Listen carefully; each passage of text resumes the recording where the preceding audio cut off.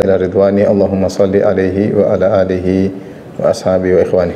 Para jamaah Masjid Tarbiyah Cilandak yang dirahmati oleh Allah Subhanahu wa taala, kita melanjutkan bahasan kita tentang penjelasan hadis-hadis yang dibawakan oleh Imam Al-Bukhari dalam sahihnya. Kita masih dalam abwabul adzan, dalam bab-bab yang terkait dengan azan. Bab yang kelima, bab raf'is sauti bin nida, bab tentang mengeraskan suara ketika mengumandangkan azan. Artinya disunahkan ketika seorang mengumandangkan azan dengan mengeraskan suara, karena tujuannya adalah untuk memanggil orang-orang untuk hadir ke masjid, bahwasanya waktu salat sudah tiba, sehingga mereka tergerak untuk menuju ke masjid untuk bisa melaksanakan ibadah salat. Kemudian Al-Imam Al-Bukhari membawakan perkataan Umar bin Abdul Aziz rahimahullahu taala, wa qala Umar bin Abdul Aziz, adzin adzanan samhan wa illa fa'tazilna. Yaitu Umar bin Abdul Aziz rahimahullah berkata kepada salah seorang tukang azan, muadzin, dia berkata, adzin adzanan samhan, itu azan yang baik ya. Azan yang samhan itu maksudnya jangan terlalu berlebihan kerasnya. Wa illa fa'tazilna, kalau enggak tinggalkan kami ya. Maksud dari Umar bin Abdul Aziz ini, kalau kita lihat zahirnya seakan-akan bertentangan dengan judul bab. Judul bab adalah disunahkan atau mengangkat suara ketika azan, tetapi Umar bin Abdul Aziz malah menegur orang yang azannya terlalu tinggi, sehingga Umar mengatakan adzin adzanan samhan, yaitu azan yang sedang-sedang saja ya. Wa illa fa'tazilna, kalau tidak maka tinggalkan kami. Kenapa Umar bin Abdul Aziz menegur seseorang ya? Ternyata dijelaskan dalam riwayat yang lain ya, disambung oleh Ibnu Abi Syaibah ya, dari jalan Umar bin Sa'id bin Abi Husain. Dia bercerita, anna muadzinan adzana fatarraba fi adanihi. Yang ditegur adalah seorang muadzin yang dia mengumandangkan azan dan dia terlalu bernada dalam azannya. Fatarraba, yaitu terlalu bernada dalam azannya ya, melenggak-lenggok azannya. Faqala lahu Umar bin Abdul Aziz, maka Umar bin Abdul Aziz pun menegurnya dengan berkata, adzin adzanan samhan, itu azan yang wajar. Kalau kita artikan azanlah dengan azan yang wajar. Wa illa fa'tazilna, jika tidak maka tinggalkan kami. Jadi bukan masalah kerasnya, tetapi dia ternyata ketika mengumandangkan azan terlalu berlebihan dalam tatrib, yaitu melenggak-lenggok nadanya, sehingga ditegur oleh Umar bin Abdul Aziz rahimahullahu taala. Al-Imam Ibnu Hajar rahimahullah berkata, ya, wa zahirnya kenapa Umar bin Abdul Aziz menegur, annahu khafa alaihi min at-tatrib al-khuruj 'anil khusyu' la annahu nahahu an raf'is saut. Zahir daripada teguran Umar bin Abdul Aziz ini, yaitu Umar takut ketika Umar bin Abdul Aziz ketika itu sebagai khalifah, dia khawatir kalau tukang azan ini, muadzin ini terlalu berlenggak-lenggok dalam azannya, maka bisa mengeluarkan dari khusyuk ketika azan. Subhanallah. Jadi ternyata ketika seorang azan juga dianjurkan untuk khusyuk. Ketika dia fokus pada nadanya, terlalu berlenggak-lenggok ya, bisa jadi keluar daripada kekhusyuan. Bukan maksudnya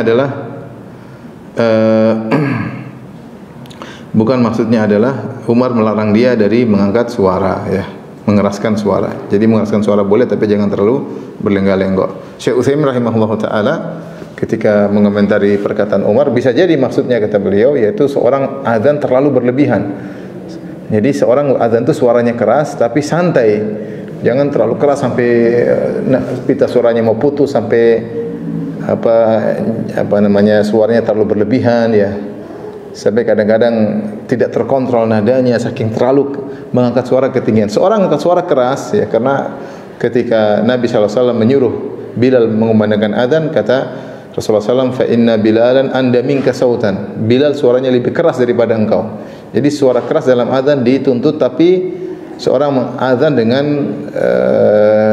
wajar. Makanya dikatakan adzanan samhan, hendaknya kau azan dengan azan yang wajar. Jangan terlalu berlebihan sampai pita suara mau putus, sampai terlalu keras yang tidak enak didengar, berlebih-lebihan. Atau tadi penjelasan Ibnu Hajar berdasarkan riwayat yang lain, orang ini mengumandangkan azan dengan berlenggak-lenggok tidak wajar, nadanya terlalu berlenggak-lenggok tidak wajar, maka ditegur oleh Umar bin Abdul Aziz karena khawatir ketika azan bisa keluar dari kekhusyuan tatkala azan. Baik.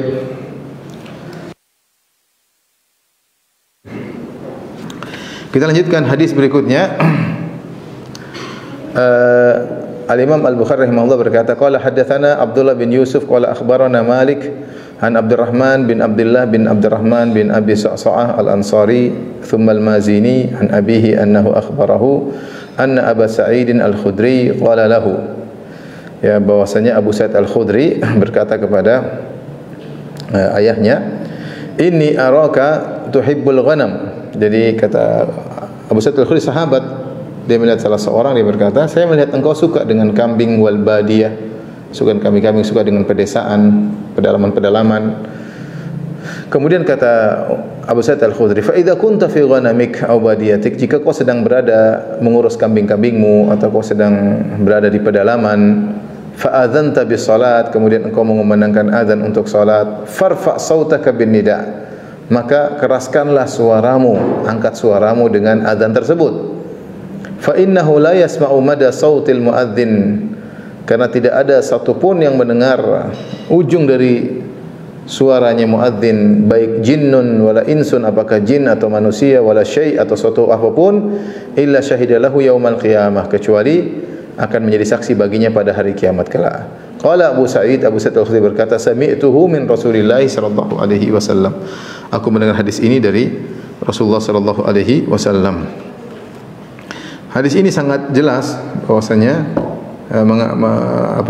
mengangkat suara, mengeraskan suara ketika azan disunahkan, dianjurkan, ya.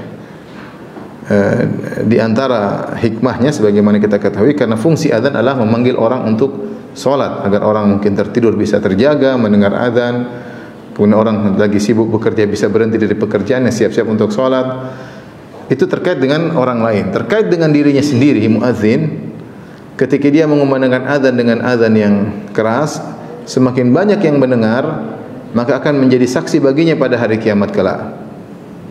Makanya Abu Sa'id Al-Khudri berkata, dia menyampaikan hadis Nabi sallallahu alaihi wasallam, fa innahu la yasma'u mada sautil muadzin, tidak ada yang mendengar ujung dari suara muadzin, ya, apakah jinnun wala insun, jin atau manusia atau apapun, kecuali akan menjadi saksi baginya pada hari kiamat. Itu menjadi saksi bahwasanya dia telah mengumandangkan azan, dan ini menjadikan muadzin menjadi tersohor pada hari kiamat kelak. Ya, ini di antara dalil yang pendapat yang mengatakan muadzin lebih afdal daripada imam. Kenapa? Karena suara muadzin manfaatnya banyak, ya. Di antaranya menjadikan orang-orang datang ke masjid, di antaranya bermanfaat bagi dia, semua yang mendengar suaranya akan menjadi saksi baginya pada hari kiamat kelak, ya. Bahkan dalam sebagian riwayat bukan hanya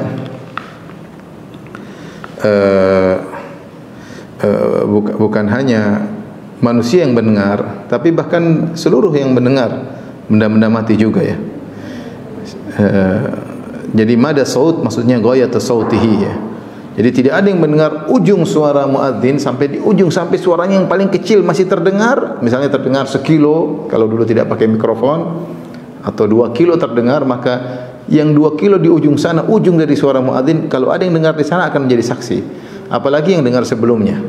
Kalau suara yang paling ujung saja, yang paling terakhir, yang paling kecil masih didengar oleh apapun akan menjadi saksi, apalagi yang sebelumnya, ya. Sebagaimana dijelaskan oleh Ibnu Hajar rahimahullahu taala. Dalam riwayat yang lain, dalam riwayat Ibnu Khuzaimah, la yasma'u sautahu syajarun wala madarun wala hajarun wala jinnun wala insun.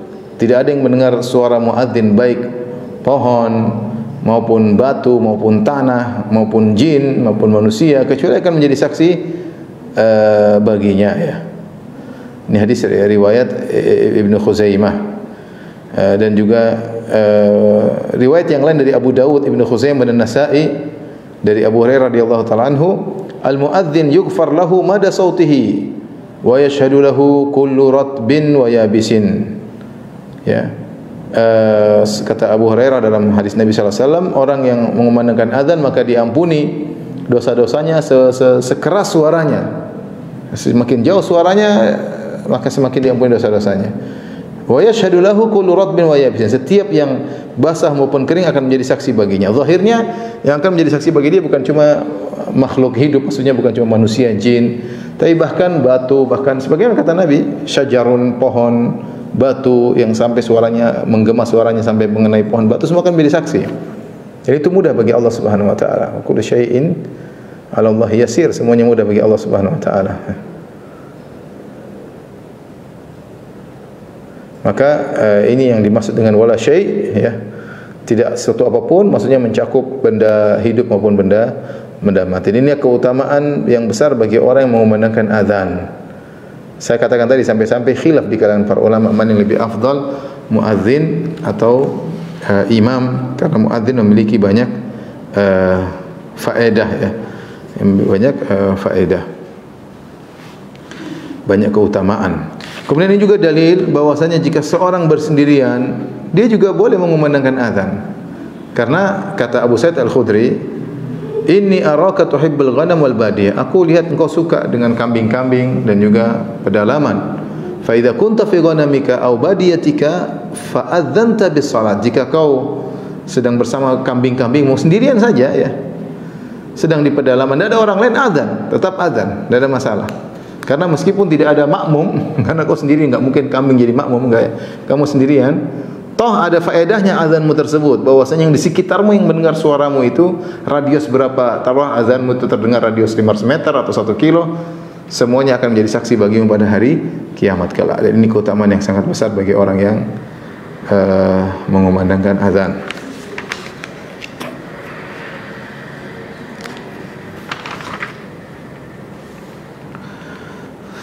Taib, kita lanjutkan bab berikutnya, ya. Bab berikutnya, bab ma yuhqanu bil adhani minad dima. Bab tentang bahwasanya darah terjaga dengan azan, ya. Artinya suatu negeri tidak boleh diserang kalau terdengar dikumandangkannya azan di negeri tersebut. Dikumandangkan azan di negeri tersebut, ya.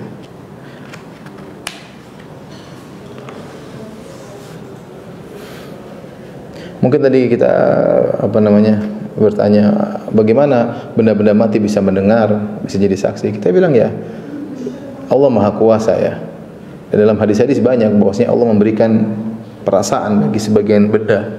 Seperti kata Nabi sallallahu alaihi wasallam, "Uhudun jabalun yuhibbuna wa nuhibbuhu." Jabal Uhud adalah gunung yang kita mencintainya dan dia mencintai kita, ya. Bahkan Nabi pernah berbicara dengan gunung Uhud. Kata Nabi sallallahu alaihi wasallam, "Uskun ya Uhud." Ketika gunung Uhud bergetar, Nabi sallallahu alaihi wasallam mengatakan, "Uskun ya Uhud." Diam engkau wahai gunung Uhud. Fa inna ma 'alaika nabiyyun wa siddiqun wa syahidan. Sungguhnya yang di atas engkau adalah seorang nabi, kemudian seorang siddiq yaitu Abu Bakar, dan orang mati syahid yaitu Umar dan Utsman. Dan Nabi sallallahu alaihi wasallam pernah berkata, "Inni la a'lamu hajaran bi Makkah kana yusallimu alayya." Aku tahu sebuah batu di Mekah dulu waktu aku masih belum jadi nabi, dia beri salam kepada aku. Dan dalil seperti ini banyak, seperti dalam hadis Al-Bukhari ketika Rasulullah SAW sedang berkhutbah, biasanya bertelekan kepada sebuah batang korma, namun ketika dibuatkan mimbar bagi Nabi, batang korma tersebut ditinggalkan oleh Nabi, maka dia pun terdengar suara isakan batang korma tersebut karena ditinggal oleh Nabi SAW. Nabi datang pun Nabi mengulusnya. Kemudian juga para sahabat mendengar tasbih makanan di zaman Nabi SAW, makanan bertasbih mereka dengar. Kemudian juga misalnya ketika Musa alaihissalam mandi, kemudian dia meletakkan baju di atas batu, atau batunya berjalan, maka Umar berteriak, maka Musa alaihissalam berteriak, "Ya Hajar thawbi, wahai Hajar, bajuku, jangan kau bawa lari." Jadi, ya, kalau Allah berkehendak, benda-benda mati tersebut dijadikan menjadi saksi, mendengar dan bisa menjadi saksi pada hari kiamat. Kita beriman pada hal yang gaib, semuanya mudah bagi Allah Subhanahu wa taala. Bukankah tangan kita akan berbicara pada hari kiamat kelak, kaki kita akan berbicara? Kata Allah, "Yauma nakhtimu ala afwahihim wa tukallimuna aydihim wa tashhadu arjuluhum bima kanu yaksibun." Pada hari tersebut mulut-mulut mereka akan kami tutup, kemudian tangan mereka berbicara, kaki mereka berbicara. Kata Allah, "Wa qalu li juludihim lima syahidtum alaina?" mereka berkata pada hari kiamat kepada kulit-kulit mereka, kenapa kulit-kulit kalian menjadi saksi? Kulit yang tidak ada mulutnya, tidak ada telinganya, tidak ada lisannya bisa berbicara, ya. Mendengar dan bisa berbicara. Taib, ini diantara keistimewaan para muadzin ketika mereka mengumandangkan azan, maka semua yang mendengar azan tersebut, ya, baik batu maupun yang lain akan menjadi saksi baginya pada hari kiamat kelak. Jadi Allah menjadikan muadzin jadi tersohor pada hari kiamat kelak. Bab berikutnya, bab ma yuhqanu bil adzani minad dima. Bab tentang darah yang terjaga dengan adzan. Artinya kalau ada satu negeri di situ dikumandangkan adzan maka tidak boleh diserang. Tapi kalau ada negeri adzan tidak ada adzan sama sekali maka boleh diserang, ya. Ini di zaman peperangan, ya. Berkata Imam Al-Bukhari rahimahullahu taala, qala haddatsana Qutaibah bin Sa'id qala haddatsana Ismail bin Ja'far an Humaid an Anas bin Malik, dari Anas bin Malik radhiyallahu anhu, anna Nabi sallallahu alaihi wasallam, dari Nabi sallallahu alaihi wasallam, kana idza ghaza bina qauman lam yakun yughir bina hatta yusbih wa yanzur. Adalah Nabi sallallahu alaihi wasallam jika mengajak kami untuk berperang, memerangi suatu kaum, maka Nabi tidak menyerang dengan tiba-tiba, tapi beliau tunggu sampai pagi hari. Wa yanzur, kemudian beliau lihat. Fa in sami'a adzanan kaffa anhum. Kalau ternyata Nabi mendengar adzan dikumandangkan dari tempat tersebut, maka Nabi tidak menyerang. Berarti mereka negeri-negeri kaum muslimin, daerah kaum muslimin. Wa illam yasma' adzanan aghara alaihim. Kalau Nabi tidak mendengar azan, maka Nabi menyerang dengan tiba-tiba. Itu ini musim peperangan. Maka Nabi serang dengan tiba-tiba, menyerang mereka di pagi hari. Ini metode Nabi. Jadi kalau lewat satu daerah dilihat dulu, kalau dengar azan maka Nabi tidak serang. Kalau ada azan maka Nabi sallallahu alaihi wasallam serang dengan mendadak dengan para sahabat. Qala fa kharajna ila Khaybar fantahaina ilaihim lailan. Maka suatu hari kami keluar bersama Nabi sallallahu alaihi wasallam berperang menuju Khaybar, dan kami tiba di tempat mereka, yaitu mendekati lokasi mereka di malam hari. Nabi istirahat di malam, tidak diserang, tunggu sampai pagi.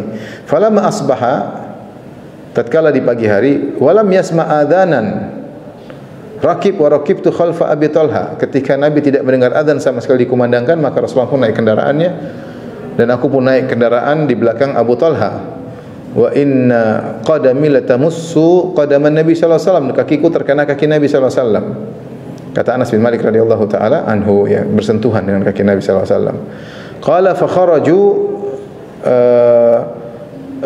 Abu Talha, kita tahu Abu Talha adalah bapak tirinya Anas bin Malik. Anas bin Malik punya ibu namanya Ummu Sulaim, dan Ummu Sulaim nikah lagi dengan Abu Talha, ya. Jadi Abu Talha adalah bapak tiri Anas, maka Anas naik kendaraan di belakang Abu Talha. Kemudian Abu Talha berkata, fa kharaju ilaina bimakatilihim. Maka orang-orang Yahudi di Khaybar yang mau diserang oleh Nabi, mereka pun keluar. Mereka tidak sadar, mereka melakukan kegiatan mereka seperti setiap pagi. Mereka keluar di makatil wa masahihim, mereka keluar dengan bawa keranjang-keranjang mereka, ya. Kemudian mereka bawa pacul-pacul mereka, ya, bertani karena mereka fallahun, mereka adalah para petani.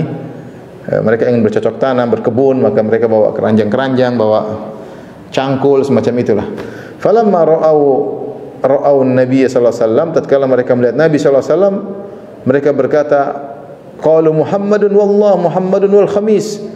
Demi Allah Muhammad telah datang, demi Allah Muhammad telah datang dengan pasukannya. Qala falamma ra'ahum Rasulullah sallallahu alaihi wasallam, ketika Rasulullah sallallahu alaihi wasallam mereka lihat Nabi lihat mereka, maka Rasulullah sallallahu alaihi wasallam berkata, Allahu akbar, kharibat Khaybar. Allah Maha besar, Allah Maha besar, hancurlah Khaybar. Inna idza nazalna bi sahati qaumin fa asabahul mundzirin. Sesungguhnya kami kalau sudah tiba di sekeliling suatu kaum negeri mereka, maka mereka akan mendapatkan keburukan. Ini hadis yang diriwayatkan oleh Anas bin Malik radhiyallahu anhu, hadis yang panjang, dijadikan dalil oleh Imam Al-Bukhari bahwasanya azan bisa menghalangi ditumpahkannya darah suatu kaum. Oleh karenanya di antara tanda bahwasanya suatu negeri itu adalah negeri Islam, di antaranya nampak syiar Islam. Di antara syiar Islam yang paling nampak adalah azan, dikumandangkan azan. Maka azan harus ada, syiar harus terdengar, ya, sehingga menunjukkan negeri Islam. Bukan azan kemudian pakai tidak keluar mic-nya, ya, cuma di dalam masjid. Itu tentunya bukan jadi syiar. Syiar itu terdengar. Makanya Nabi SAW ketika mau serang Khaybar kan Nabi masih jauh. Nabi dengar dulu, adakah suara azan? Bukan Nabi sudah di tengah kota mereka, tapi Nabi masih jauh dari kota mereka, mendekati kota mereka. Nabi pagi-pagi dengar dulu ada azan atau tidak. Kalau ada azan dikumandangkan akan terdengar dari jauh, tidak pakai mikrofon dulu, tapi akan terdengar dari jauh. Nah, kalau ada azan berarti lokasi tersebut lokasi kaum muslimin tidak boleh diserang. Oleh karenanya Syekh Ibnu Al-Utsaimin rahimahullah berdalil dengan hadis ini, pendapat beliau bahwasanya namanya negeri Islam adalah negeri yang didirikan syiar-syiar Islam, di antaranya azan. Meskipun sang penguasa berhukum dengan hukum selain Allah misalnya, atau menyelisih hukum-hukum Allah, tetapi selama di daerah tersebut terlihat syiar-syiar Islam, bukan hanya penduduknya Islam, tetapi syiar-syiar juga Islam, ya, maka itu disebut negeri Islam. Dalilnya ini, dalilnya sikap Nabi SAW tersebut, mau serang lihat dulu dengar ada azan atau tidak. Kalau nggak ada azan baru diserang, berarti negeri kafir. Ya, selama syiar-syiar Islam ada, seperti ada azan, ada sholat di masjid, ada puasa bulan Ramadan, ada taraweh, ini syiar-syiar Islam. Syiar-syiar Islam seperti ini. Nampaklah bahwasanya Islam bisa berjalan dengan mudah di negeri tersebut, itu negeri Islam. Maka negeri Islam tidak dikatakan negeri kafir, sebagaimana dipraktikkan oleh Nabi sallallahu alaihi wasallam, ya. Dari sini para ulama berpendapat azan adalah syiar yang harus ditegakkan. Kalau suatu negeri meninggalkan azan dengan sengaja, maka diperangi. Kata Al-Khattabi rahimahullah taala, fihi anna al-adzana syiarul Islam. Hadis ini menunjukkan bahwasanya azan merupakan syiar kaum muslimin, wa annahu la yajuzu tarkuhu, dan tidak boleh ditinggalkan syiar tersebut. Walau anna ahla baladin ijtama'u ala tarki, kalau suatu penduduk negeri sepakat untuk meninggalkan azan, kana li sultani qitaluhum alaihi, maka sultan berhak untuk memerangi mereka. Ada negeri Islam, satu kampung tidak mau azan, semuanya sepakat kita tidak usah azan, diperangi karena mereka meninggalkan syiar Islam. Dalilnya hadis ini. Ada faedah dari Ibnu Hajar, saya bacakan. Wa qala amma qaulu ashabina, adapun perkataan sebagian sahabat, ulama-ulama kita, ulama Syafi'iyah maksudnya ashabina, man nataqa bit tasyahhud bil adzan hukima bi islamihi illa in kana isawiyan. Ada seorang jika dia mengucapkan azan, ya, Allahu Akbar, asyhadu la ilaha illallah, dan azan sampai selesai, maka dikatakan dia orang Islam. Berarti dia, karena dalam azan sudah mencakup syahadatain. Kalau orang mengucapkan syahadatain asyhadu an la ilaha illallah Rasulullah, masuk Islam. Demikian juga orang yang mengumandangkan azan, karena dalam azan tersebut ada pengakuan terhadap syahadatain. Siapa yang mengucapkan azan dalam rangka mengakui, maka dia adalah seorang muslim. Illa in kana isawiyan, kecuali dia adalah pengikut Isawi.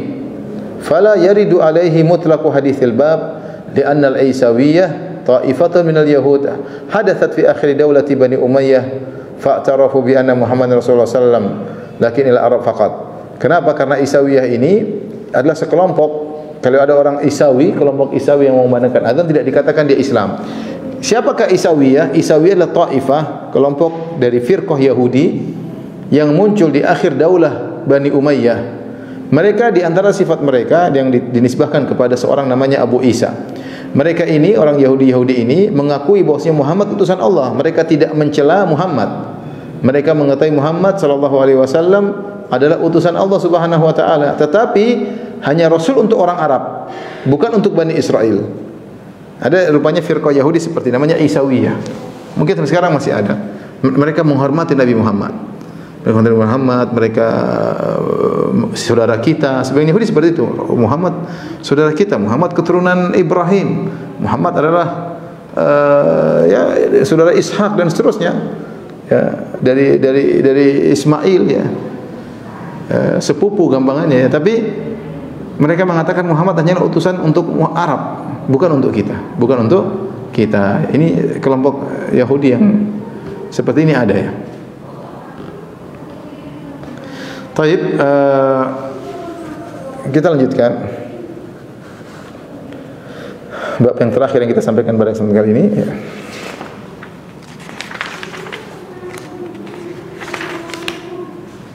Atau mungkin ada bab setelahnya, ya.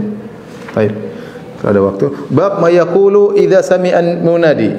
apa yang diucapkan oleh seorang ketika mendengar orang yang sedang mengumandangkan azan. Al-Imam Al-Bukhari berkata, yaitu apa yang perlu dia ucapkan ketika mendengar azan. Al-Imam Al-Bukhari berkata, qala hadatsana Abdullah bin Yusuf, qala akhbarana Malik an Ibn Shihab an Atha bin Yazid al-Laythi an Abi Sa'id al-Khudri radhiyallahu anhu anna Rasulullah sallallahu alaihi wasallam qala, bahwa Rasulullah SAW bersabda, "Idza sami'tumun nida faqulu mithla ma yaqul muadzin." Jika kalian mendengar azan dikumandangkan, maka ucapkanlah apa yang diucapkan oleh muadzin, apa yang diucapkan oleh muadzin, ya.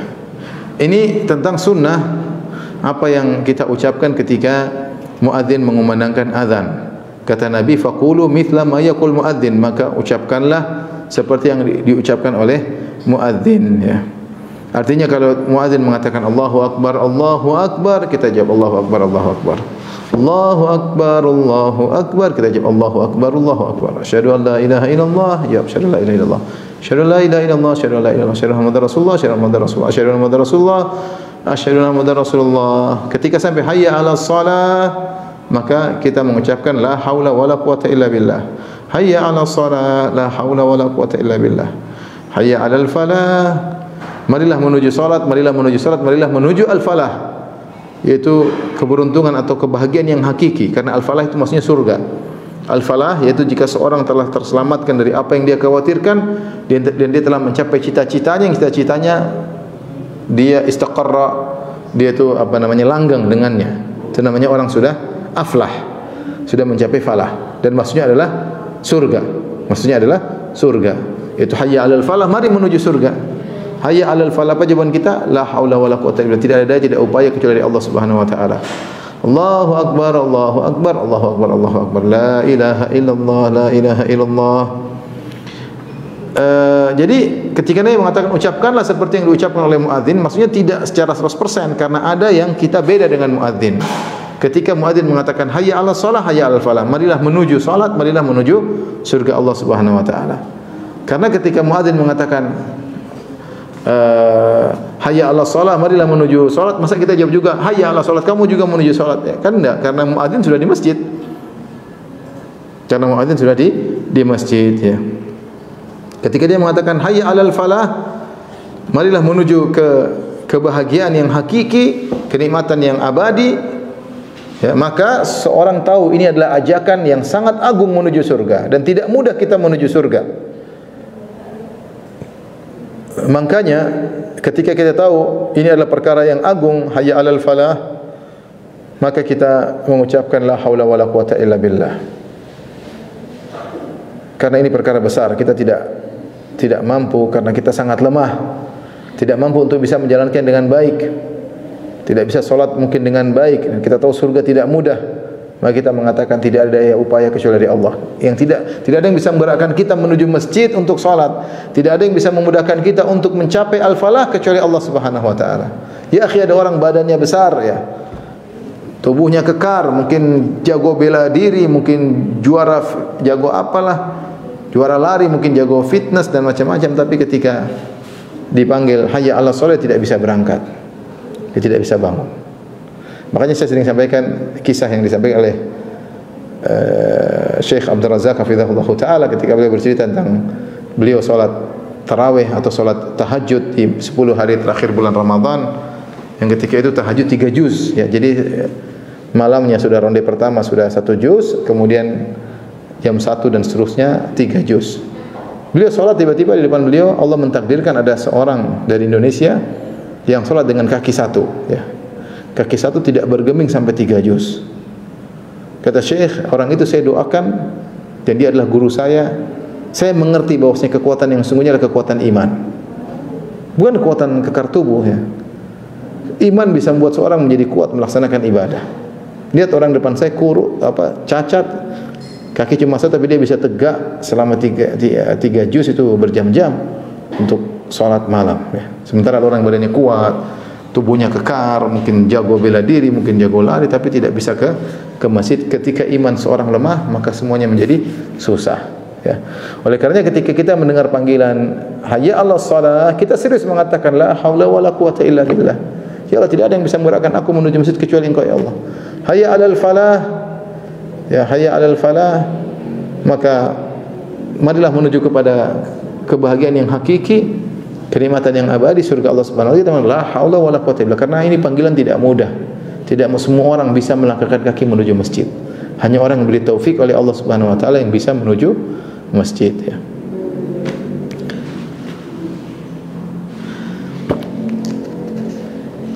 Baik. Adapun mengenai salat subuh yang ada tambahan as-salatu khairum minan naum, maka di sini ada khilaf di kalangan para ulama apa yang diucapkan. Ada yang mengatakan diulangi as-salatu khairum minan naum karena tidak pas kita mengucapkan la haula wala quwata illa billah, ya, tidak pas, ya. Ya, karena itu bukan panggilan, tetapi hanya sekedar penjelasan.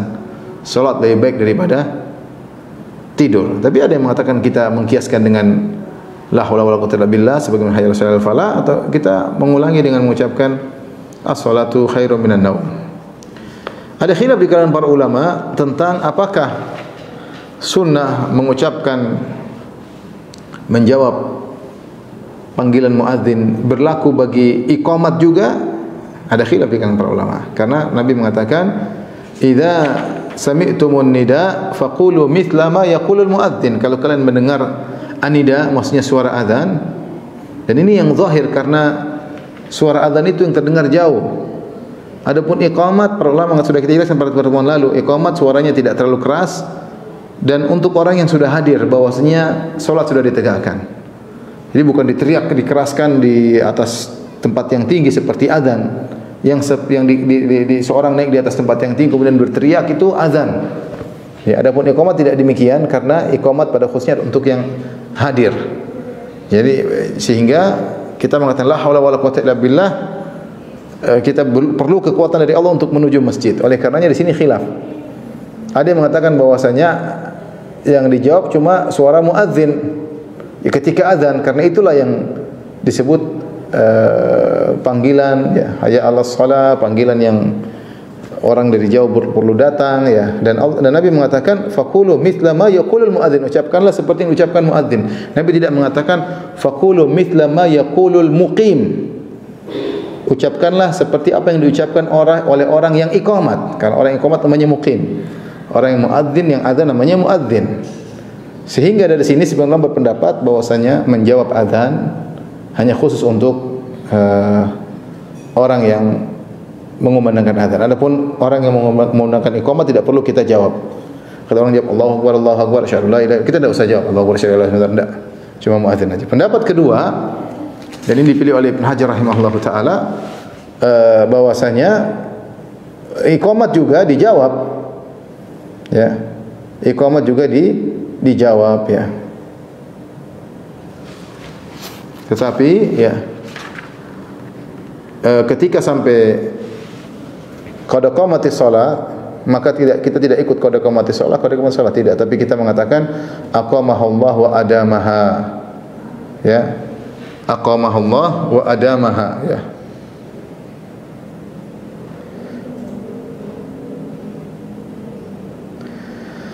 Apakah yang artinya ya Allah tegakkanlah salat dan langgengkanlah salat, ya. Tapi ini yang berpendapat bahwasanya iqamat dijawab, ya. Kemudian kalau kita mengambil keumuman, berarti ketika seorang mengumandangkan azan maka kita jawab azan, kemudian kita berdoa dengan doa setelah azan. Allahumma rabb hadhihi da'wati tamma wa salatil qa'imah ati Muhammadan al-wasil wal fadilah wa ba'athu maqaman mahmudil ladzi wa'adta. Kita baca ketika mendengar azan. Apakah kita baca juga mendengar iqamat? Keumuman orang yang mengatakan menjawab azan, iqamat juga dijawab, maka doa setelah azan juga dibaca doa setelah iqamat. Wallahu alam bisawab, saya lebih condong bahwasanya ini cuma untuk azan. Tapi ini masalah khilaf, ya. Karena tidak disebutkan bagaimana para sahabat menjawab iqamat. Dan iqamat memang orang sudah fokus untuk salat, ya, untuk salat, ya, fokus untuk salat, ya. Jadi wallahu alam bisawab, jawab itu cuma untuk azan. Tapi kalau ada yang mengatakan dijawab untuk iqamat juga, itu masalah khilafiyah, dan ini yang dirojikan oleh Ibnu Hajar bahwasanya menjawab azan bukan cuma azan saja. Demikian juga menjawab iqamat hanya saja pada lafal qad qamatis shalah. Para ulama bersyiat dengan mengatakan kita tidak mengatakan qad qamatis shalah, ya, tapi kita mengatakan aqamahallahu adamah. Wallahu a'lam bishawab.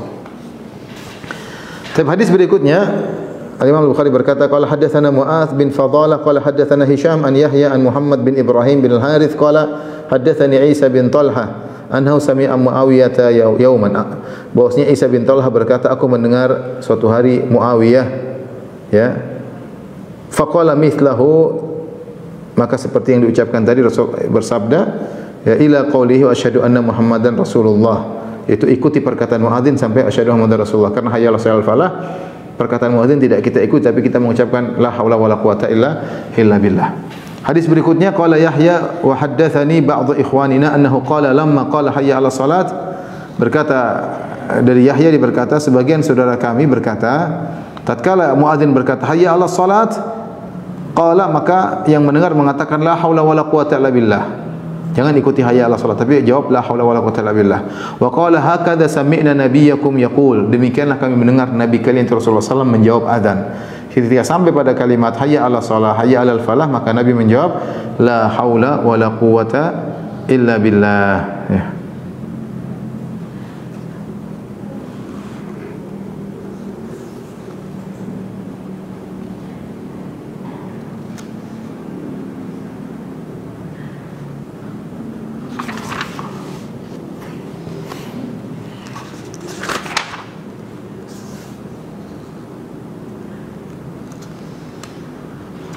Baik,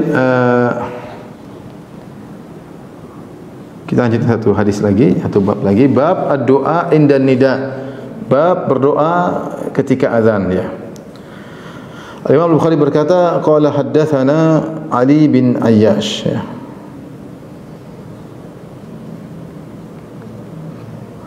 Kemudian qala haddatsana Syu'aib bin Abi Hamzah an Muhammad ibn al-Munkadir an Jabir bin Abdullah, dari sahabat Jabir bin Abdullah. Beliau berkata, anna Rasulullah SAW qala, bahwasanya Rasulullah SAW bersabda, man qala hina yasma'un nida, siapa yang berkata setelah mendengar azan, ketika mendengar azan, Allahumma rabb hadhihi da'wati ta'ammah, ya Allah pemilik dakwah ini, yaitu pemilik azan, azan dikumandangkan untuk menyembah Allah, was salatil qa'imah, dan salat yang ditegakkan adalah untuk Allah Subhanahu wa taala. Ati Muhammad, berikanlah ati Muhammad, dan berikanlah kepada Muhammad al-wasilah wal fadilah, al-wasilah kedudukan yang tinggi, al-fadilah keutamaan.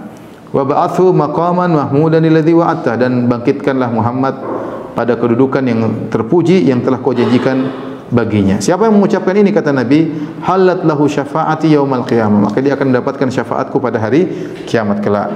Ini di antara sunnah ketika seorang mendengar azan, setelah mendengar azan dia berdoa dengan doa ini, ya. Dengan doa ini, ya.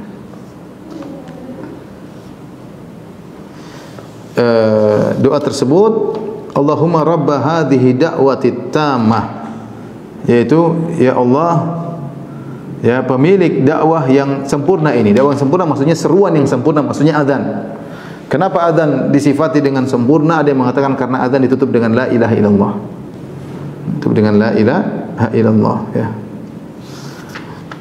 Ada yang mengatakan sempurna karena isi azan adalah tauhid, dan tauhid adalah kesempurnaan, dan syirik adalah kekurangan, dan azan isinya semua tauhid, sehingga seruan azan disebut dengan dakwah tammah. Ini agar kita paham doa yang kita ucapkan. Kita berdoa setelah mendengar azan, Allahumma rabba hadhihi da'wati tammati, artinya ya Allah sang pemilik seruan yang sempurna ini, maksudnya sang pemilik azan. Was salatil qa'imah, dan salat yang ditegakkan, ya. Dan salat yang ditegakkan, ya.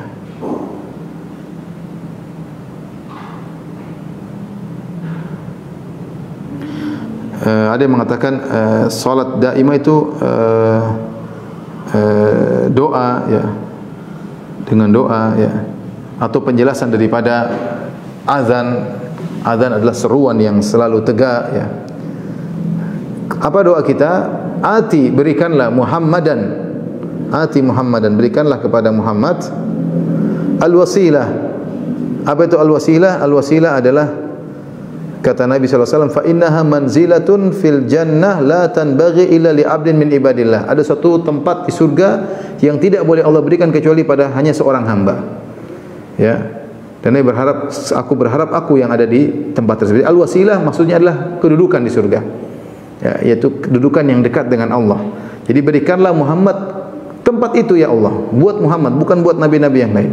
Ati Muhammadan al-wasilah, Wal fadilah, berikan juga kepada Nabi Muhammad al-fadilah. Al-fadilah yaitu kedudukan yang tinggi dibanding seluruh makhluk.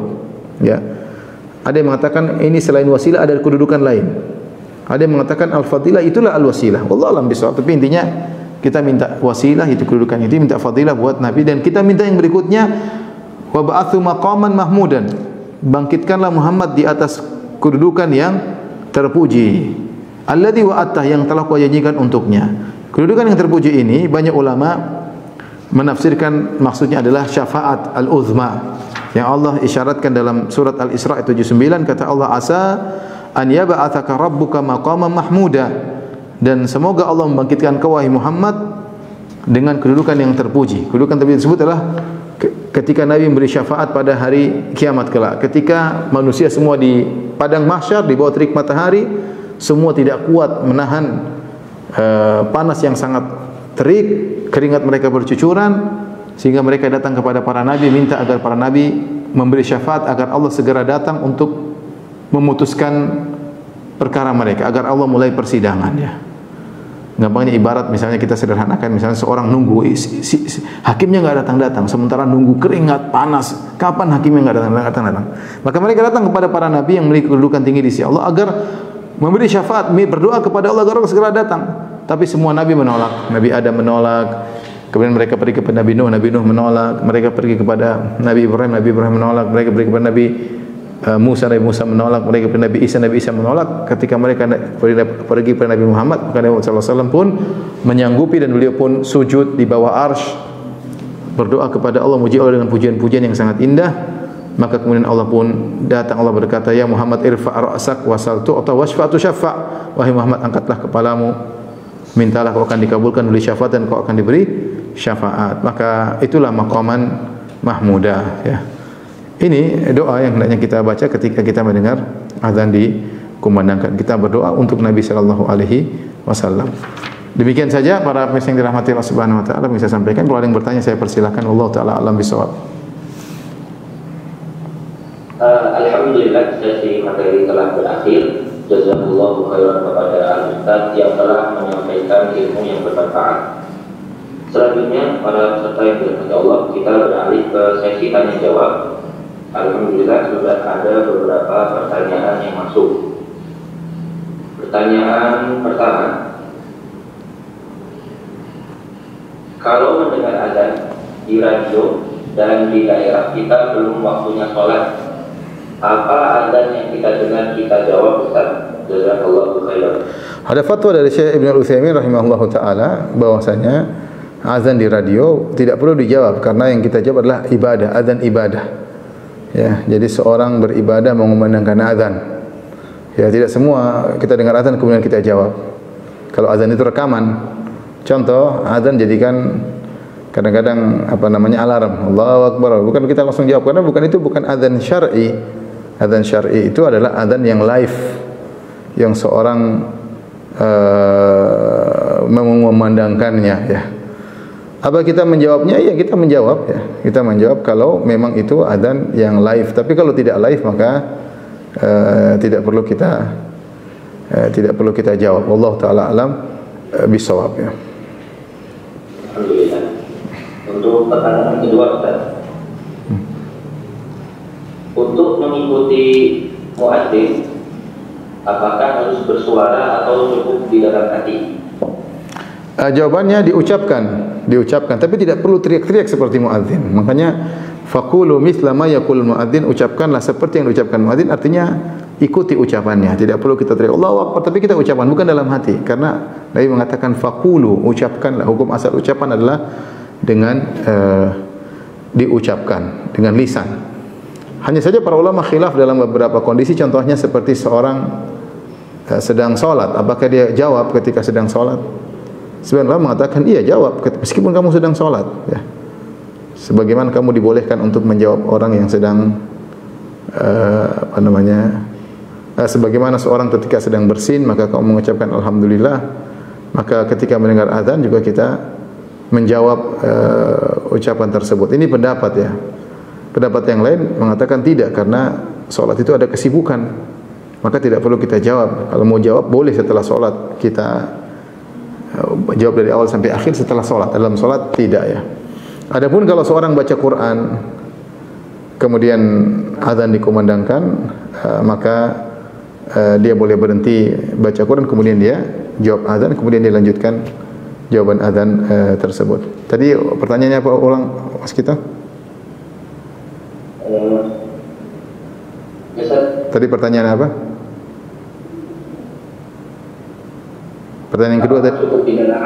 Oh iya, tetap ya. Saya ulangi tadi jawabannya diucapkan. Kecuali kalau seorang sedang di toilet maka jangan dijawab. Sedang toilet tidak usah dijawab. Mungkin kalau dia keluar toilet dia baru boleh jawab ya. Wallahu ta'ala alam bisawab. Jazakumullah khairan. Mungkin pertanyaan terakhir.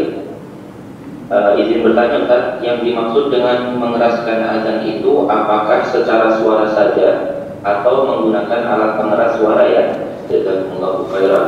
Tentunya sekarang dengan adanya kemudahan ya, dengan adanya mukabbir saut, ada mikrofon, toa, maka kita gunakan untuk mengumandangkan azan ya, karena tujuan azan adalah agar orang mendengar. Dan sekarang alhamdulillah kita suara dengan suara slow pun bisa kedengaran, tidak perlu teriak-teriak ya.